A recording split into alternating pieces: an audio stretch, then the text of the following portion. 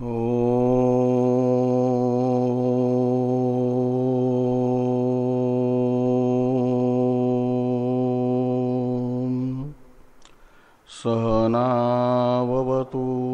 सहनो भुनक्तु सह वीर्यं करवावहै तेजस्विनावधीतमस्तु मा विद्विषावहै। ओम शांति शांति शांति। शंकरं शंकराचार्यं केशवं बादरायणं सूत्रभाष्य कृतो वंदे भगवन्तौ पुनः पुनः। ईश्वरो गुरुरात्मेति मूर्तिभेद विभागिने व्योमवद्व्याप्तदेहाय दक्षिणामूर्तये नमः। ओम शांति शांति शांति।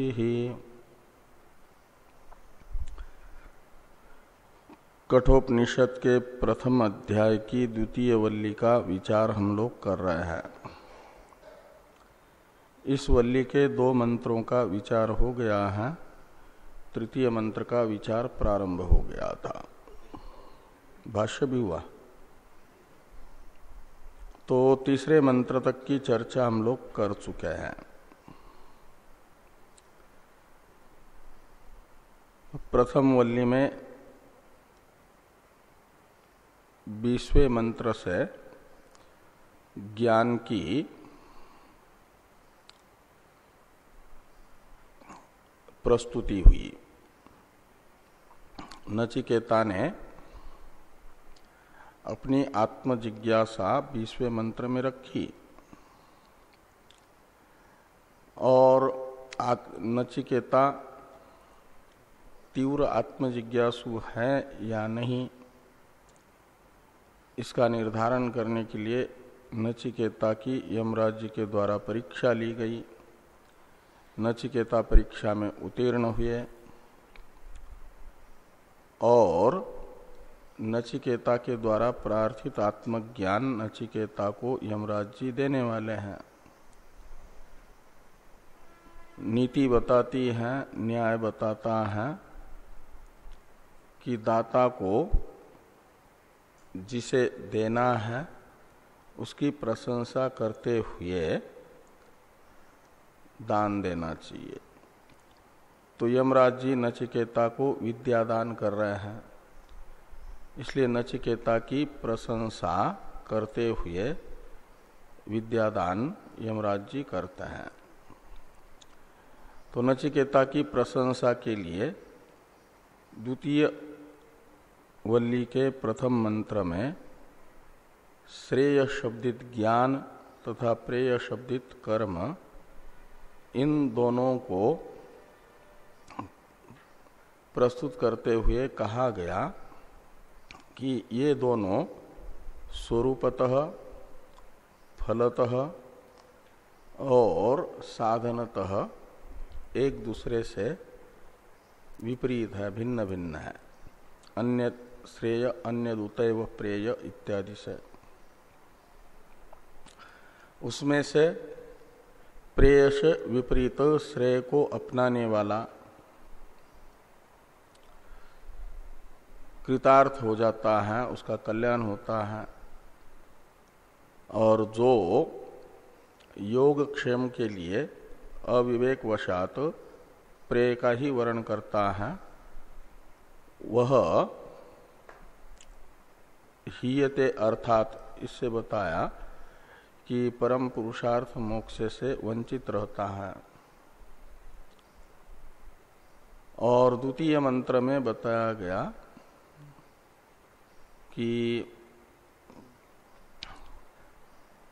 ये श्रेय तथा प्रेय दोनों भी मनुष्य के सामने उपस्थित होते हैं कर्तव्य बन करके। लेकिन उन दोनों को शास्त्र प्रतिपादित होने पर भी विवेकी बिना विचार किए स्वीकार नहीं करता। दोनों का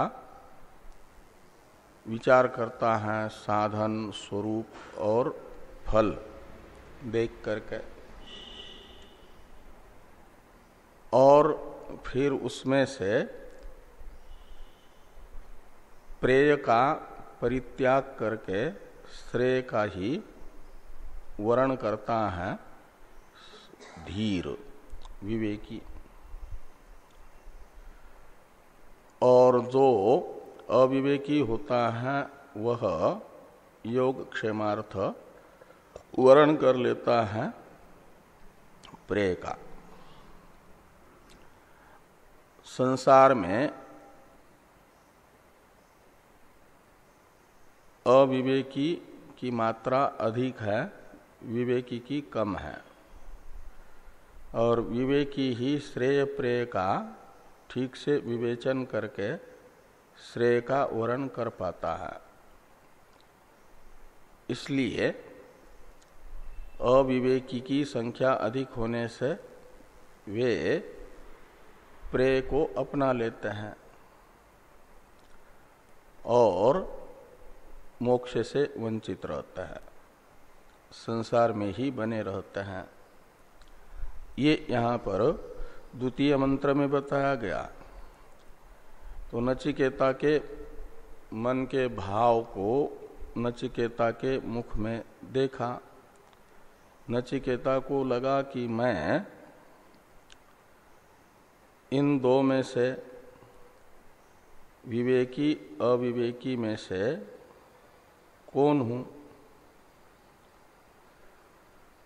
तो नचिकेता को यमराज जी कहते हैं कि तुम तो संसार में जिनकी संख्या बहुत कम होती है विवेकी की, उस कोटि में आने वाले हो, विवेकी के कोटि में, अविवेकी के कोटि में नहीं। इसलिए तृतीय मंत्र में कहा गया कि सत्वम प्रियान प्रिय रूपांश कामान अत्यस्राक्षी। तुमने जो आहिक भोग तथा पारलौकिक भोग है इनमें विद्यमान अनित्यत्वादि दोषों को ठीक से देख करके इनका त्याग कर दिया। इनका त्याग कर दिया का अर्थ है इनको जब फल ही नहीं चाहिए तो इनका साधन जो प्रेय शब्दित है इसे तुमने नहीं अपनाया, और श्रेय शब्दित ज्ञान के वर में ही दृढ़ रहे। इसलिए कर्मफल बिना कर्मानुष्ठान के ही मेरे द्वारा प्रस्तुत किए जाने पर भी उसे तुमने स्वीकार नहीं किया। नैताम श्रृंकाम वित्तमयीम अवाप्त, जिसके लिए संसार में अनेक अविवेकी मनुष्य प्रयत्नशील होता है। यस्या मज्जन्ति बहु मनुष्य इत्यादि से कहा। अब ये जो चतुर्थ मंत्र है इसके अवतरण भाष्य में भाष्यकार भगवान लिखते हैं कि तयोः श्रेय आददानस्य साधु भवति हीयते अर्थात यौ प्रेयो वृणीते इति उक्तम तत्कस्मात्। तो इस वल्ली के प्रथम मंत्र में यमराज जी ने नचिकेता के सामने ये कहा कि श्रेय प्रेय में से प्रेय का परित्याग करते हुए श्रेय का जो आदान करता है उसका कल्याण होता है, और कल्याण से वंचित ही रहता है जो प्रेय का वर्ण करता है। ऐसा प्रथम मंत्र में कहा गया। कर्म को अपनाने वाला पुरुषार्थ से वंचित रहता है, ज्ञान को अपनाने वाला पुरुषार्थ को प्राप्त करता है। ये जो आपने प्रथम मंत्र में कहा तत्कस्मात्, ये फल भेद क्यों हो रहा है, क्या कारण है? क्योंकि ज्ञान भी उपनिषद रूपी वेद के द्वारा प्रतिपादित साधन है, तो कर्म भी कर्म कांडात्मक वेद के द्वारा ही प्रतिपादित है। तो श्रेय प्रेय दोनों साधन ज्ञान और कर्म वैदिक है।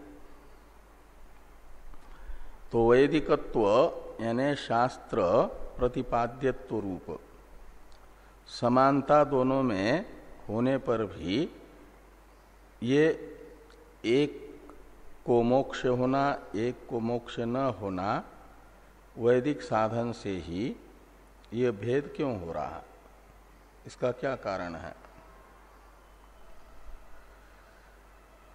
ये तत्कस्मात् इससे पूछा गया।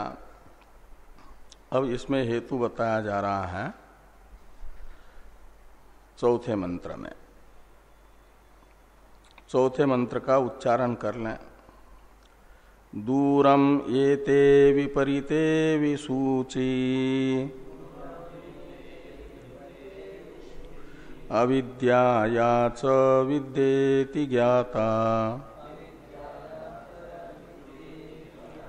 विद्याभीप्सिनं नचिकेतसं मन्ये न त्वा कामा बहवो लोलुपन्त।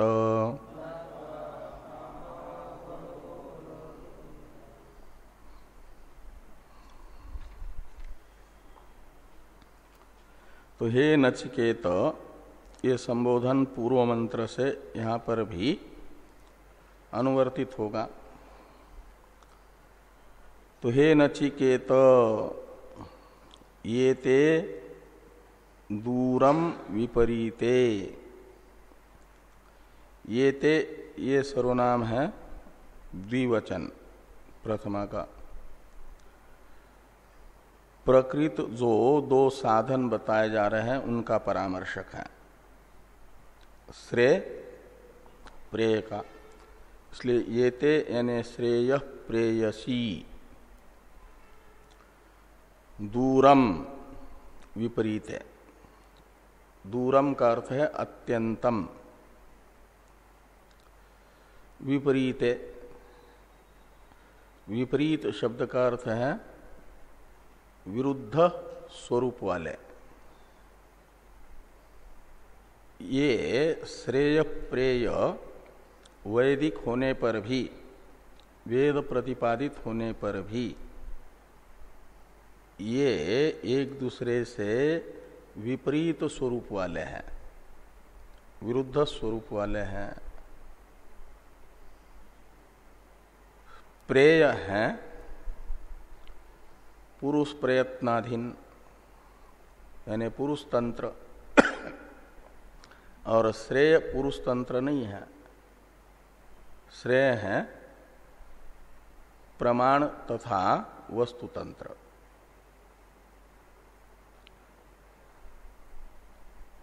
पुरुष प्रयत्न साध्य कर्म अनुष्ठेय रूप है, ज्ञान और पुरुष प्रयत्न साध्य न होने से अनुष्ठेय रूप नहीं है, अननुष्ठेय है, वो प्रमाण साध्य है,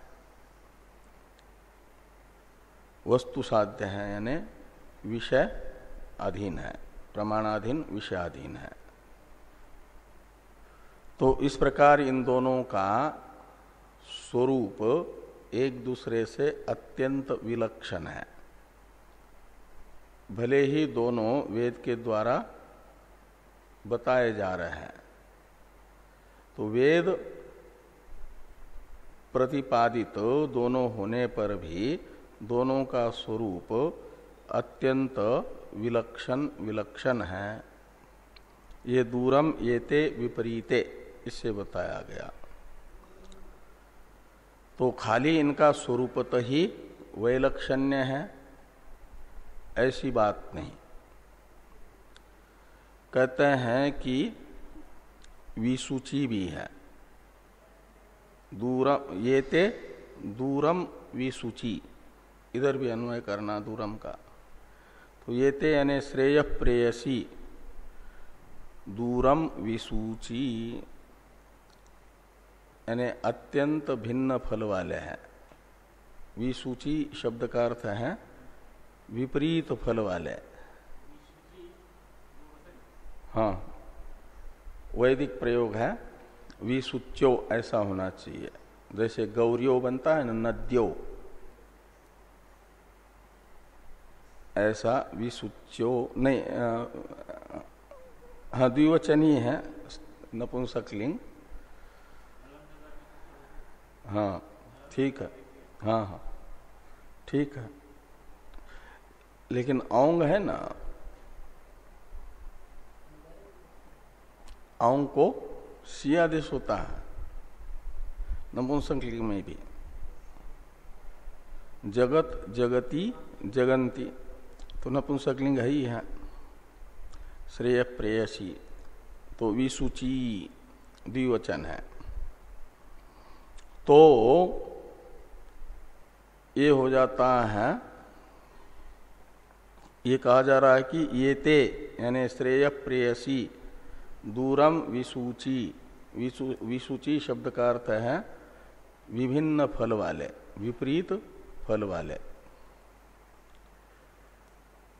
तो अत्यंत विपरीत फल वाले हैं। श्रेय का फल है नित्य सुख, श्रेय का फल है नित्य सुख मोक्ष, और प्रेय का फल है अनित्य सुख संसार।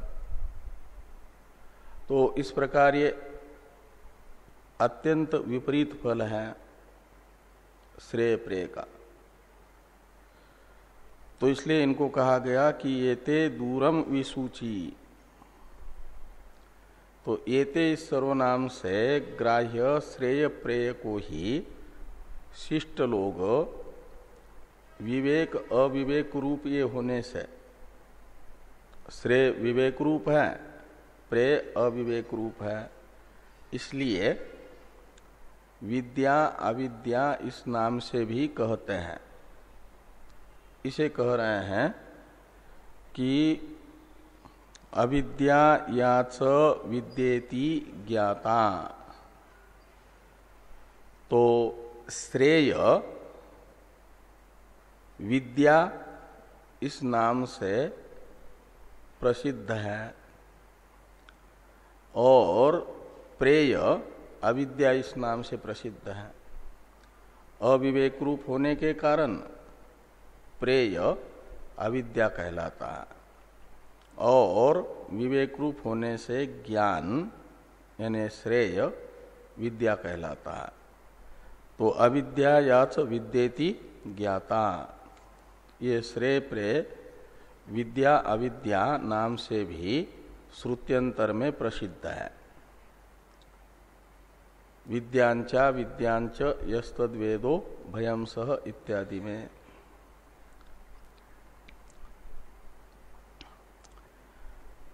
तो ये दोनों स्वरूपतः विलक्षण हैं,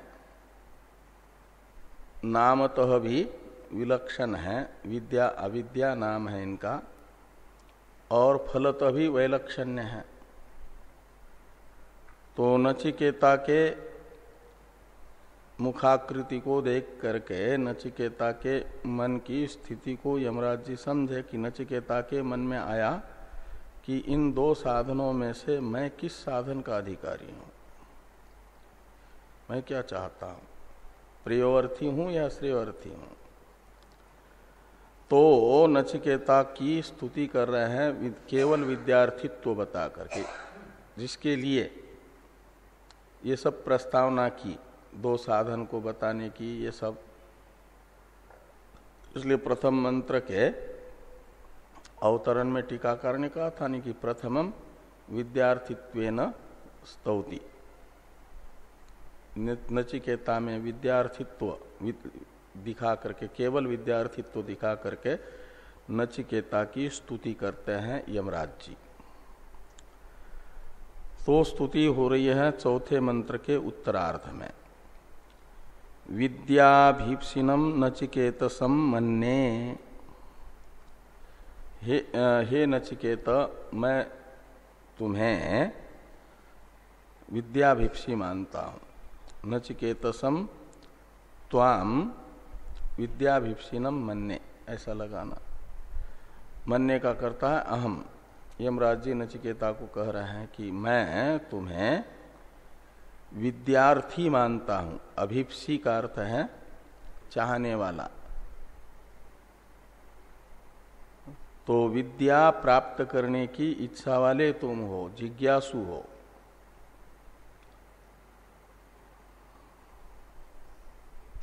कैसे आपको ज्ञात हुआ कि मैं जिज्ञासु हूं?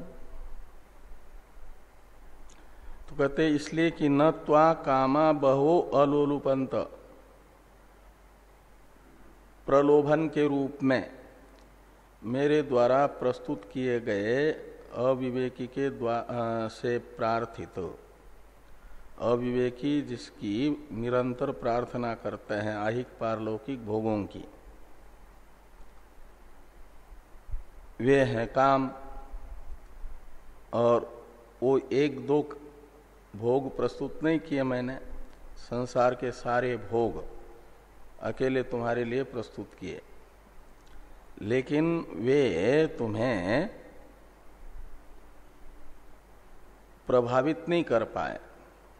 न अलोलुपंत, तुम विषय लोलुप नहीं हुए। यदि वे प्रभावित करते,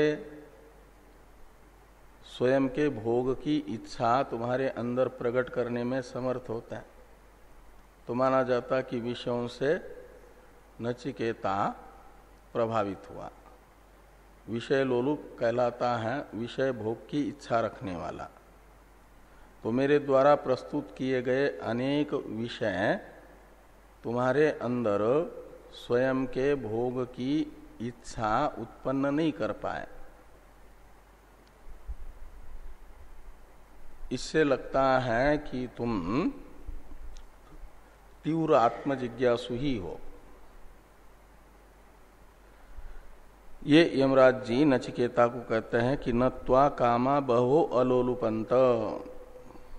यदि आपात जिज्ञासा होती तो जरूर आत्मज्ञान के वर से तुम्हें वंचित कर देते ये भोग, अपने भोग की इच्छा तुम्हारे अंदर उत्पन्न करके।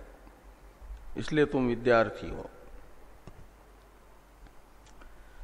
भाष्य है थोड़ा। अवतरण में शंका थी न कि श्रेयोर्थी का कल्याण होता है, प्रेयोर्थी कल्याण से वंचित रहता है। ऐसा श्रेय प्रेय साधन दोनों वैदिक होने पर भी क्यों होता है? इनके फल भेद का प्रयोजक क्या है? ये जो पूछा गया था उसका समाधान किया जा रहा है। यतः यानी जिस कारण से, दूरम यानी दूरेण महता अंतरेण, येते विपरीते यानी अन्योन्य व्यावृत्त रूपे।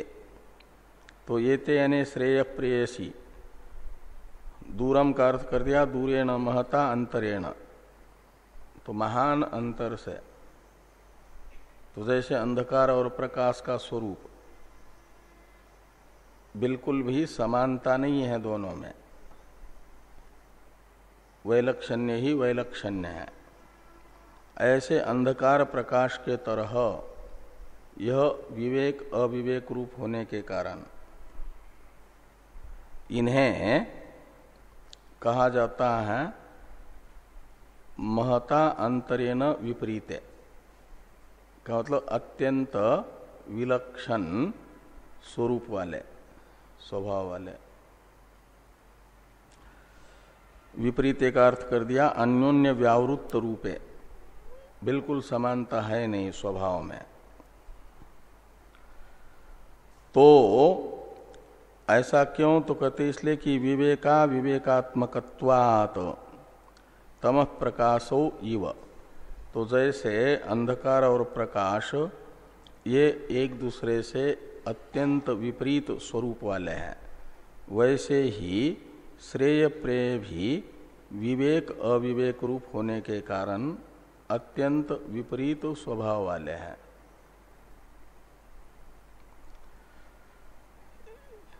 दूरम येते विपरीते की व्याख्या हो गई। विसूची का अर्थ करते हैं विसूची यानी विसूच्यो यानी नाना गति भिन्न फले, ये अर्थ किया कि ये विसूची है का मतलब अत्यंत विपरीत स्वभाव, क्या नाम, फल वाले हैं। नाना गति है, भिन्न फल वाले हैं। इनका एक ही फल नहीं है, ये वेद के द्वारा प्रतिपादित होने पर भी। संसार मोक्ष हेतुत्वेन, एक का फल है संसार, दूसरे का फल है मोक्ष। प्रेय का फल है संसार, श्रेय का फल है मोक्ष। तो भिन्न फल वाले हो गए। तो कौन है ये? तो कहते केते, यानी ये दोनों कौन हैं जो भिन्न भिन्न फल वाले हैं? तो कहते इति उच्यते, वे हैं या च अविद्या यानी प्रेयो विषया और विद्येति च श्रेयो विषया ज्ञाता। तो अविद्या शब्द से तथा विद्या शब्द से जिन्हें लोक में जाना जाता है, जो लोक में प्रसिद्ध है, शास्त्र में भी प्रसिद्ध है, श्रुत्यंतर में। तो अविद्या शब्द से कौन है प्रसिद्ध? तो कहते हैं प्रेय, और विद्या शब्द से प्रसिद्ध है श्रेय। तो अविद्या याच विद्येति ज्ञाता यानी निर्ज्ञाता अवगता किनसे? तो पंडित ही, पंडितों ने इन शब्दों से जिनको जाना है। तो तत्र यानी नचिकेता विद्यार्थी है, अविद्यार्थी नहीं है, ये बता करके नचिकेता की स्तुति कर रहे हैं कि तत्र यानी तयोहो मध्य, ये विद्या अविद्या इन दोनों में, विद्याभिप्सिनम विद्यार्थिनम नचिकेतसम त्वाम अहम मन्ये, हे नचिकेता मैं तुम्हें मानता हूं कि तुम विद्यार्थी हो, श्रेयोर्थी हो, अविद्यार्थी नहीं हो। कहा ये निर्धारण मेरे विषय में आपको कैसे हुआ? कहते कस्मात, ये नचिकेता का प्रश्न है। यमराज जी उत्तर दे रहे हैं न त्वा कामा बहु अलोलुपंत, इसलिए कहते यस्मात् अविद्वद बुद्धि प्रलोभिनः कामा अप्सर प्रभृतयो बहवोपि त्वा यानी त्वाम न अलोलुपंत न विच्छेदम कृतवंत श्रेयो मार्गात आत्मोपभोग अभिवांछा संपादनेन। तो कहते हैं मेरे द्वारा प्रलोभन के रूप में प्रस्तुत किए गए अविवेकी बुद्धि से, अविवेकी के बुद्धि को प्रलोभित करने वाले, विवेकी के बुद्धि को नहीं, अविवेकी की बुद्धि को प्रभावित करने वाले अनेकों विषय मैंने तुम्हें प्रस्तुत किए देने के लिए, किंतु त्वाम न अलोलुपंत। तो न अलोलुपंत का अर्थ करते हैं न विच्छेदम कृतवंत श्रेयो मार्गात, तुम्हें ज्ञान मार्ग से प्रच्युत नहीं कर पाए। अविवेकी को ज्ञान मार्ग से प्रच्युत कैसे करते हैं ये? तो कहते हैं आत्मोपभोग अभिवांछा संपादनेन। आत्मोपभोग में आत्मा शब्द से लेना विषयों को। तो विषय अपने, आत्मा शब्द का अर्थ स्वयं का, तो अपने उपभोगों की अभिवांछा अविवेकी में संपादित करके विषय अविवेकी को श्रेय मार्ग से प्रच्युत कर देते हैं। जैसे ऐसे तुम्हें विषयोपभोग की इच्छा प्रकट करके यह विषय ज्ञान मार्ग से प्रच्युत नहीं कर पाए, इसलिए मैं मानता हूं कि तुम विद्यार्थी हो। अतो विद्यार्थिनम श्रेयो भाजनम मन्ये इति अभिप्राय, इसलिए तुम्हें श्रेय का अधिकारी मानता हूं, प्रेय का नहीं।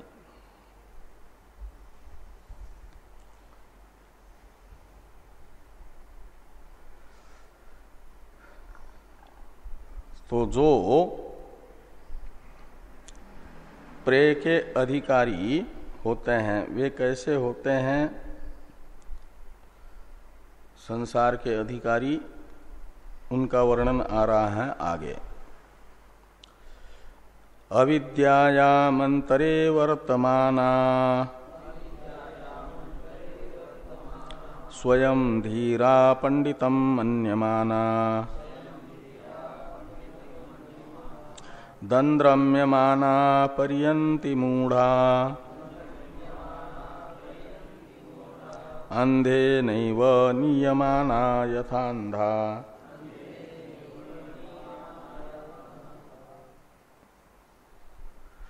तो अविद्यायामंतरे वर्तमाना, तो जो संसार के अधिकारी हैं वे अविद्यायाम अंतरे वर्तमाना, तो अविद्या के बीच में ही वर्तमान रहते हैं का मतलब प्रेयर्थी होते हैं। जो संसार आहिक पारलौकिक भोगों की प्राप्ति का साधन है उसी में लगे रहते हैं। ये अविद्यायाम अंतरे वर्तमाना से बताया जा रहा है।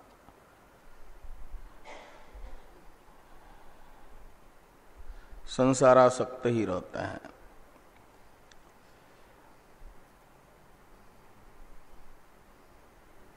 तो उनके अंदर विवेक, आत्मानात्म विवेक बिल्कुल होता ही नहीं है, नित्यानित्य वस्तु विवेक होता ही नहीं है। लेकिन ऐसे लोग भी यदि श्रद्धालु हैं और दूसरों से श्रेय मार्ग को पूछ करके दूसरों के द्वारा उपदिष्ट श्रेय मार्ग को अपना करके अपना कल्याण कर सकते हैं, मोक्ष के भागी बन सकते हैं, ऐसा यदि कोई कहे तो कहे ये तो तब हो सकता है जब अपने आप को अविवेकी स्वीकार करें। अविवेकी हो और अविवेकी हो करके अपने आप को अविवेकी स्वीकार कर ले तो उसके कल्याण की संभावना बन जाती है, कल्याण का मार्ग उसे मिलता है। लेकिन अविवेकी अपने आप को अविवेकी न समझ करके समझ ले कि मैं बड़ा बुद्धिमान हूं, विवेकी हूं, तो फिर उसके कल्याण के मार्ग सब अवरुद्ध हो जाता है। उस दृष्टि से कहते हैं कि स्वयं धीरा पंडितम मन्यमाना, तो स्वयं धीरा मन्यमाना अपने आप को ही बुद्धिमान समझते हैं कि हम बड़े बुद्धिमान हैं, विवेकी हैं। दूसरे माने तो अलग बात, लेकिन स्वयं ही अपने आप को विवेकी समझे। और वयम पंडितम इति मन्यमाना, हम ही पंडित हैं यानी शास्त्रज्ञ हैं। धीर है का मतलब लौकिक साध्य साधन भाव व्यवहार कुशल हम ही हैं। और पंडितम मन्यमाना से है शास्त्र का अर्थ भी ठीक ठीक हम ही समझते हैं, ऐसा मानने वाले, शास्त्रज्ञ अपने आप को मानने वाले, वो पंडितम मन्यमाना। तो वस्तुतः है अविवेकी, लेकिन मानते हैं कि लौकिक ज्ञान भी हमें ही है और शास्त्र का ज्ञान भी हमें ही है।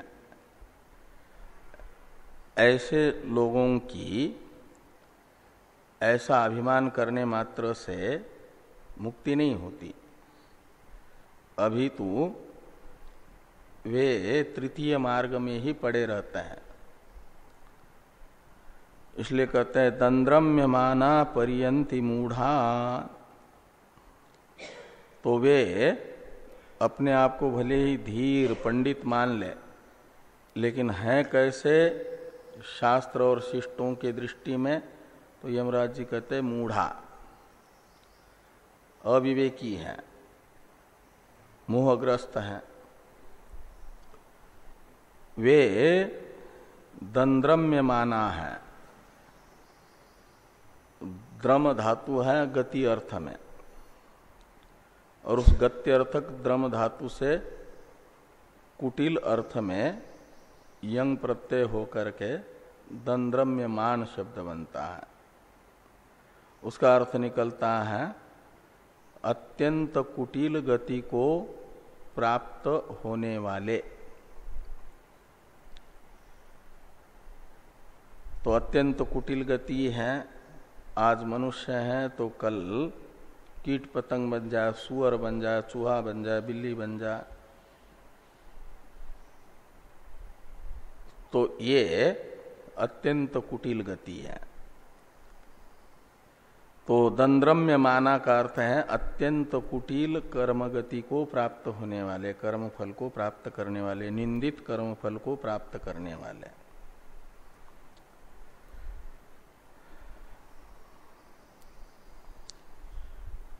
तो कहा इनका कोई ठीक ठीक मार्गदर्शक होगा, तो उस मार्गदर्शक के मार्गदर्शन में कल्याण को भी प्राप्त कर सकते हैं। तो कहते उनका मार्गदर्शक भी वैसा ही है, अंधे नैव नियमाना यथा अंधा। तो जैसे कोई अंधा व्यक्ति 150 अंधों को कहा कि चलो बद्रीनाथ केदारनाथ की यात्रा करते हैं, और एक दूसरे को पकड़े हुए हैं, सामने चलने वाला भी अंधा ही है, तो वो पैदल चलेगा तो न उसको खाई दिखेगी न पहाड़ दिखेगा। सामने वाला खाई में गिर जाएगा तो उसके पीछे चलने वाले भी सब गिर जाएंगे न खाई में ही। तो वैसे ही कहते हैं संसार में इनके मार्गदर्शक जो होते हैं नास्तिकों के, चार्वाकादि के, वे भी अविवेकी है, अंधे का अर्थ है। तो दृष्टांत है अंधे न इव नियमाना यथा अंधा। तो अंधा व्यक्ति जैसे दूसरे अंधों को कहीं एक स्थान से दूसरे स्थान पर ले जाता है, तो ठीक से गंतव्य की प्राप्ति नहीं करा पाता, बीच में ही कहीं न कहीं अनर्थ को प्राप्त कराता है। वैसे ही इनके मार्गदर्शक भी अविवेकियों के अविवेकी उन्हें उनके गंतव्य तक नहीं पहुंचा सकते, कल्याण मार्ग तक नहीं पहुंचा सकते, मुक्ति तक नहीं पहुंचा सकते। ये यहाँ पर कहा गया। भाष्य है, भाष्य को देखिए।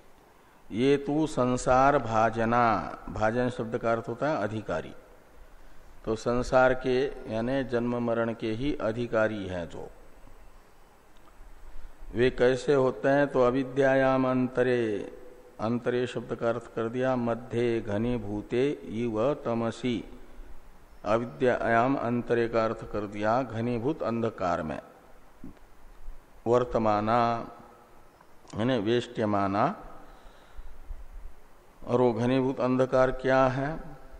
तो पुत्र पश्वादि तृष्णा पास शतई ही वेष्ट्यमाना, ऐसे लगाना। तो सैकड़ों जो तृष्णाएं हैं, पुत्र विषयक तो, पशु विषयक तो, घर विषयक तो, वित्त विषयक, ऐसी अनेकों अनेकों तृष्णाएं ही एक प्रकार से पाश हैं, बंधन है, और उन बंधनों से बंधे हुए।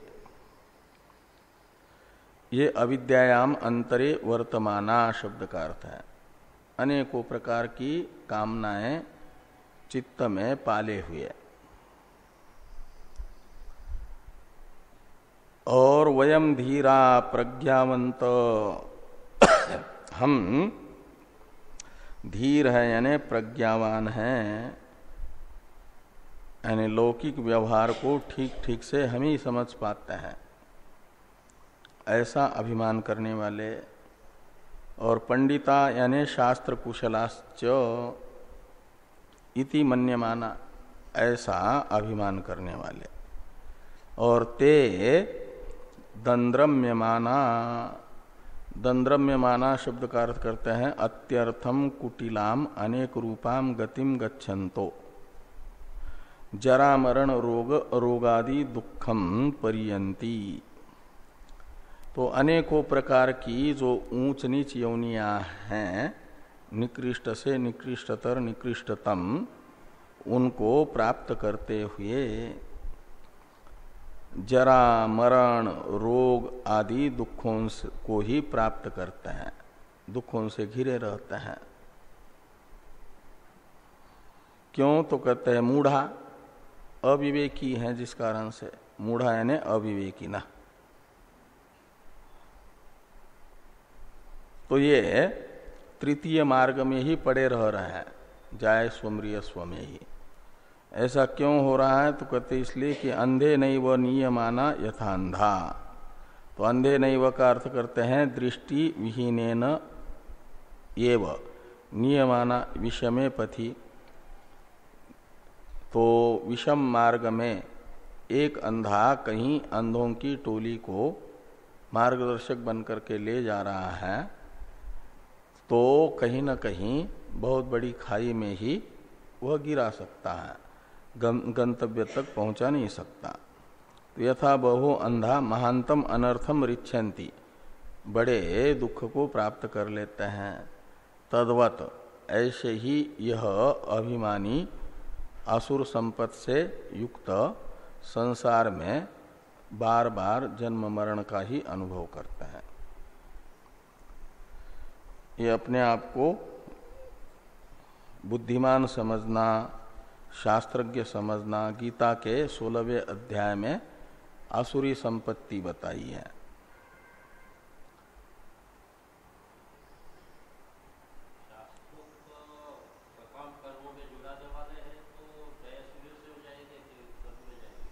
वो तो स्वर्ग में जाएंगे। नहीं, ये उनकी नहीं है, असुर संपत्ति वाले अविवेकी की, नास्तिकों की। जो आगे आएगा ना, अयम लोक नास्ति पर इति मानी, तो परलोक स्वर्ग आदि है ही नहीं, ऐसा मानेंगे।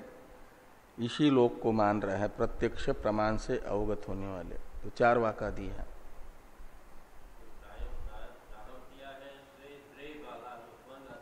हाँ हाँ हाँ। लेकिन शास्त्रज्ञ मानने के बाद भी यदि देह का अभिमान वर्तमान शरीर से अलग अपने आप को नहीं मानते हैं, और हम शास्त्र के अभिप्रायज्ञ हैं ऐसा अभिमान रखते हैं, तो वे स्वर्ग आदि के प्रापक जो वेद प्रतिपादित प्रेय शब्दित साधन है, उनको नहीं अपना पाते। वे जो इस लोक में ही फल देने वाले हैं उसी को ये करते हैं। तो इसलिए जन्मांतर सुधरने के लिए जो अदृष्ट फलक पुण्य कर्म बताए गए हैं वो तो करेंगे ही नहीं। वो वस्तुतः शास्त्र का अभिप्राय उनको मालूम ही नहीं है। शास्त्र तो शरीर से अलग आत्मा का, जीवात्मा का अस्तित्व बताता है, शरीर से अलग जीवात्मा को नहीं मानते हैं। शरीर से अलग जीवात्मा को मानेंगे तो परलोक को भी स्वीकार करेंगे, स्वर्ग से लेकर के सत्यलोक तक, और उनकी प्राप्ति का साधन के विषय में भी चर्चा करेंगे। लेकिन ऐसा नहीं होता है। ये आ रहा है 6वें कंडिका में।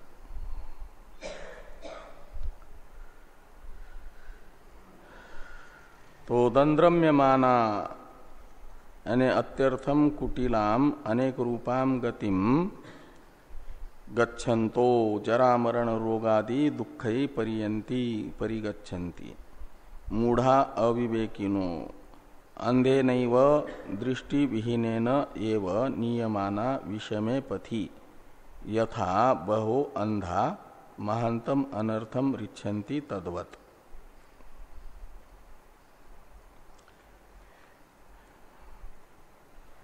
अतएव मूढ़त्वात्, तो ये जो अभी 6वां मंत्र आ रहा है इसमें बताया जा रहा है कि इन्हें परलोक का साधन शास्त्र ने बताया हुआ भी वो पढ़ने पर भी स्फुरित होता ही नहीं।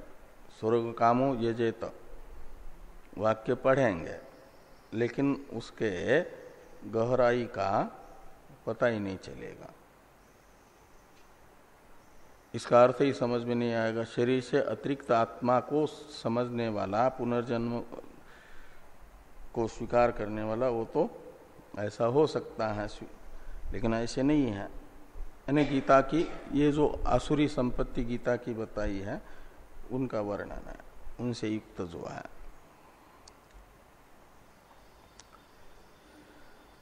तो 6वें मंत्र का उच्चारण कर ले।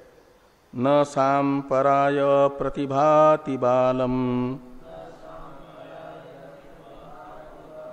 प्रमाद्यन्तं वित्तमोहेन मूढ़म अयं लोको नास्ति पर इति मानी पुनः पुनर्वशमापद्यते में।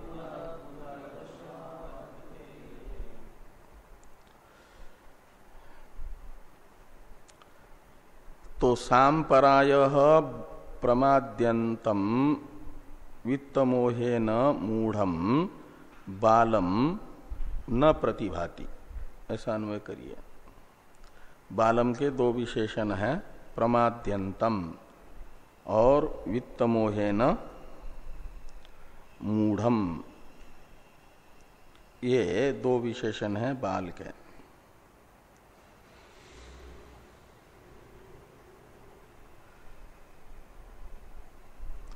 तो ये कहते हैं कि सांपराय शब्द का अर्थ है वेद ने बताया हुआ जो संसार अंतःपाती परलोक है वो संपराय शब्द का अर्थ है। उत्कृष्ट परलोक जो स्वर्ग है, स्वर्ग से लेकर के ब्रह्मलोक पर्यंत के, ये संपराय शब्द से ग्राह्य है। और सांपराय शब्द का अर्थ है उन लोकों की प्राप्ति का साधन। वो बताया है ज्योतिष्टोमादि पुण्य कर्म, शास्त्रीय कर्म, जन्मांतर में मनुष्य योनि की अपेक्षा उत्कृष्ट योनि उपलब्ध कराने वाला धर्म, सकाम कर्म, वो सांपराय शब्द का अर्थ है। कर्म उपासना, स्वर्ग तथा देवलोक की प्राप्ति कराने वाला साधन कर्म उपासना, सांपराय शब्द का अर्थ है। और वह सांपराय शब्दित कर्म उपासना रूप साधन बालम न प्रतिभाति, बालम का अर्थ है अविवेकिनम, जिसे पहले अविद्यायाम अंतरे वर्तमान शब्द से कहा गया। ऐसे अविवेकी को परलोक के साधन का शास्त्र अध्ययन से भी स्फुरन नहीं होता। सांपराय न प्रतिभाति का अर्थ है उसके बुद्धि में वह आता ही नहीं, समझ में ही नहीं आता। परलोक भी है, उसकी प्राप्ति का साधन शास्त्र कर्म उपासनाओं को बता रहा है, ये उसकी बुद्धि ग्रहण ही नहीं कर पाती। बाल शब्द का अर्थ है अविवेकी।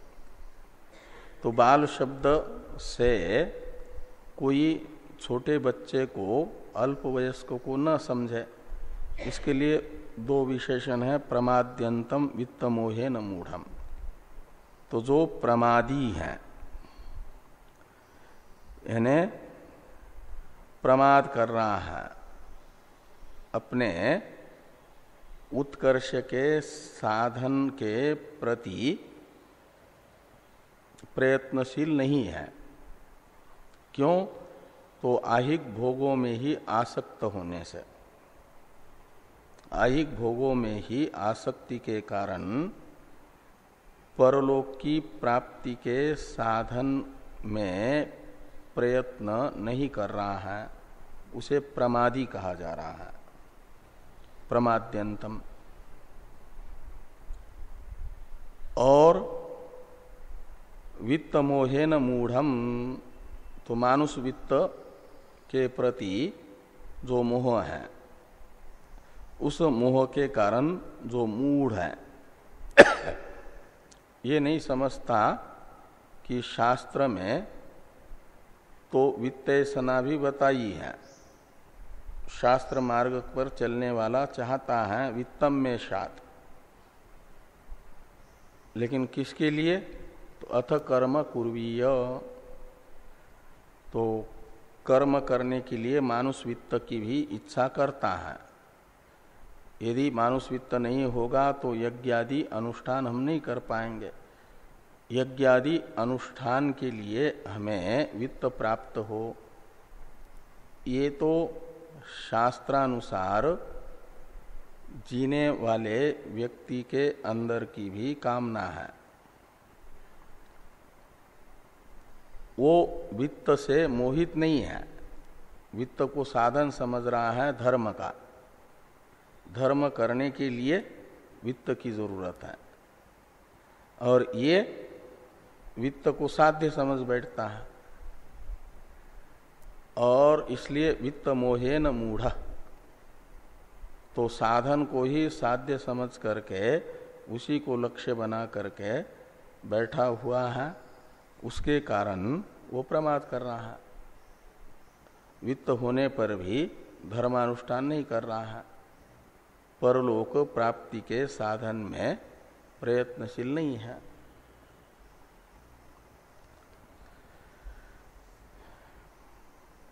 ऐसा क्यों हो रहा है? सब सुविधाएं उपलब्ध है परलोक सुधारने का साधन करने की, तो क्यों नहीं ये परलोक को अपनाता, परलोक के साधन को अपनाता? कहते इसलिए कि इसका ये निश्चय है, अयम लोकः, कहते ये जो आहिक लोक है यही सब कुछ है।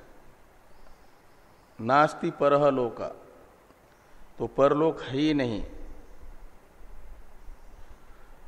ऐसा जिसका निश्चय है तो फिर परलोक को जो स्वीकार ही नहीं करता वो परलोक सुधारने के लिए कैसे साधन को अपनाएगा? फिर परलोक यानी स्वर्ग आदि प्राप्ति का साधन कर्म और उपासना उसके बुद्धि में आएगी नहीं। तो अयम लोकः अस्ति न परलोकः इति मानी, ऐसा जिसका निश्चय है, तो कहते हैं उसके ऐसा मानने मात्र से ही परलोक का अभाव थोड़ी ही होगा। दिन में कहते हैं नहीं दिखता है, जिन योनिस्थ जीवों को वे सूर्य को स्वीकार न करें, उतने मात्र से सूर्य का अभाव थोड़ी सिद्ध होगा।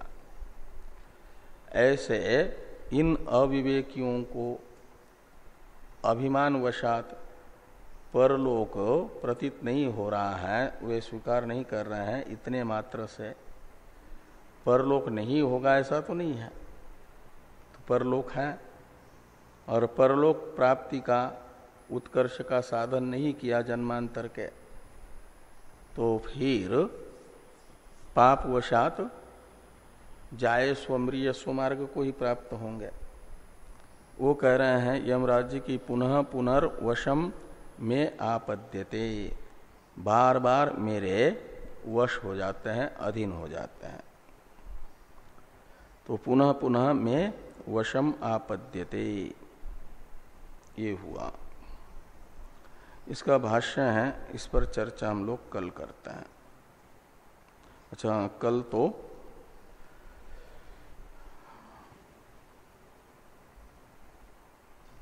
जो ब्रह्मलीन ब्रह्म चैतन्य जी महाराज हैं, उनका निर्वाण है ना, निर्वाण दिन। तो वो जैसे एकादशी का कार्यक्रम हुआ था स्वामी कृष्णानंद जी का, वैसा ही शुभ कार्यक्रम रहेगा। कठोपनिषद का पाठ और थोड़ा श्रद्धांजलि का। सायंकाल का पाठ तो होगा कल भी।